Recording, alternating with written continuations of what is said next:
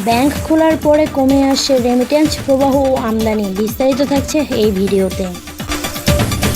কোটা সংস্কার আন্দোলনকে ঘিরে অস্থিরতা, 5 দিন ইন্টারনেট ব্লক আউট এবং 3 দিন ব্যাংক বন্ধ থাকার কারণে গত সপ্তাহে রেমিটেন্স প্রবাহ ও আমদানি ঋণপত্র খোলা কমছে। বাংলাদেশের ব্যাংকের তথ্য অনুযায়ী গত 19 ও 24 জুলাই পর্যন্ত 6 দিন রেমিটেশন এসেছে মাত্র $78 মিলিয়ন। ব্যাংকিং চ্যানেলের সাধারণ কয়েকদিন এই পরিমাণে রেমিটেন্স পাঠান প্রবাসীরা। সেই হিসেবে জুলাই মাসের প্রথম 24 দিন রেমিটেন্স এসেছে মাত্র $1.5 মিলিয়ন।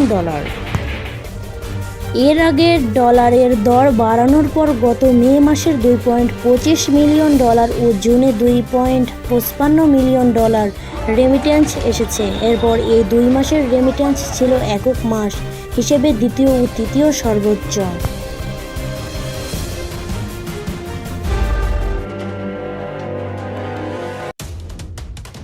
ব্যাংকাররা বলেছেন, ব্যাংক খোলার পর রেমিটেন্স আসার গতি খুব বেশি বাড়েনি। ঈদ পরবর্তী মাস হিসেবে জুলাইয়ের এমনটিতে রেমিটেন্স কিছু কম আসে।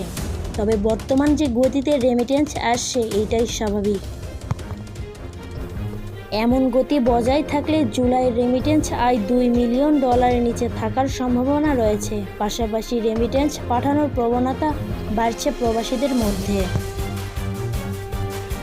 মধ্যপ্রাচ্যের বিভিন্ন খাতে কাজ করা শ্রমিক জামায়াতের বেশ কয়েকটি ভিডিও ভাইরাল হয়েছে। এসব ভিডিওতে শ্রমিকদের বৈধপথে রেমিটেন্স না পাঠাতে বলা হয়েছে। দেশের কোটা সংস্কার আন্দোলন ঘিরে চলমান অস্থিরতা প্রতিবাদের এমন পদক্ষেপে কথা বলা হয়েছে ভিডিওতে।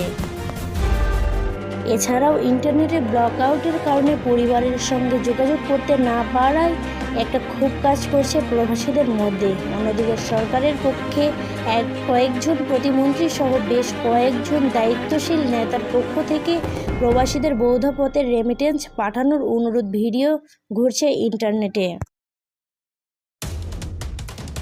এক্সচেঞ্জ হাউসগুলো রেমিটেশন ডলার কম পাচ্ছে উল্লেখ করে একটি বেসরকারি ব্যাংক ব্যবস্থাপনা পরিচালক বিজনেস ইনস্টিটিউট বলে, রেমিটেন্স সংগ্রহ করতে আমরা রেমিটেন্সের অগ্রিম অর্ডার দিয়ে এক্সচেঞ্জ হাউসগুলোতে প্রিফান্ড করে থাকি।